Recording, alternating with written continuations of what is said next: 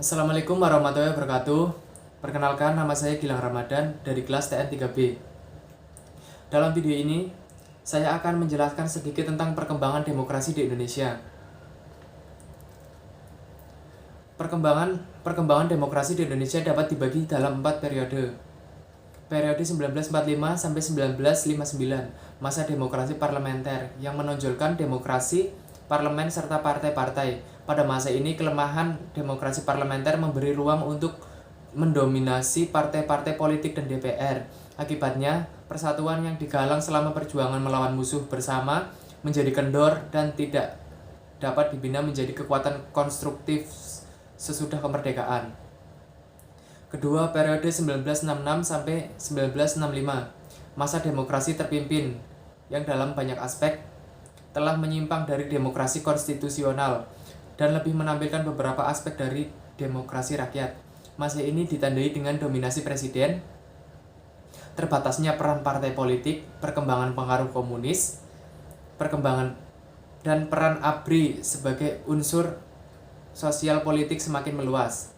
Ketiga, periode 1966 sampai 1998. Masa demokrasi Pancasila era Orde Baru yang merupakan demokrasi konstitusional yang menonjolkan sistem presidensial.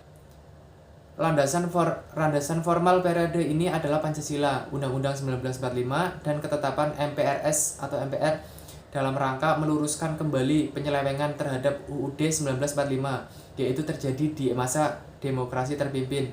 Namun dalam perkembangannya, peran presiden semakin dominan terhadap lembaga-lembaga negara yang lain.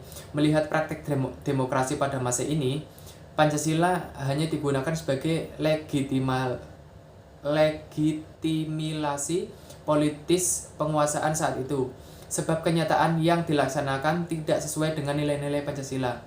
Yang keempat atau yang terakhir, periode 1999 sampai sekarang, masa demokrasi Pancasila era reformasi dengan berakat pada kekuatan multipartai yang berusaha mengembalikan perimbangan kekuatan multipartai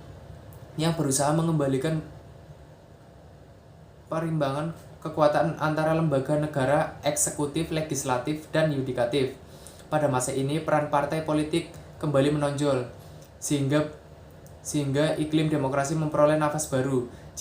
Jikalau esensi demokrasi adalah kekuasaan di tangan rakyat, maka praktek demokrasi tatkala pemilu memang demikian. Namun, dalam pelaksanaannya setelah pemilu, banyak kebijakan tidak mendasar pada kepentingan rakyat, melainkan lebih ke arah pembagian kekuasaan antara presiden dan partai politik dalam DPR. Dengan lain perkataan, model demokrasi era reformasi dewasa ini kurang mendasarkan kepada keadilan sosial bagi seluruh rakyat Indonesia. Sedikit menambahkan, sedangkan menurut saya di masa sekarang ini terkesan ada jarak antara DPR dan yang seharusnya menjadi wakil dari aspirasi masyarakat, terlebih lagi dengan baru disahkannya Omnibus Law yang menyebabkan ketegangan antara para buruh dan wakil rakyat itu sendiri. Sekian dari saya. Mohon maaf apabila ada salah kata. Wabillahi taufiq wal hidayah. Wassalamualaikum warahmatullahi wabarakatuh.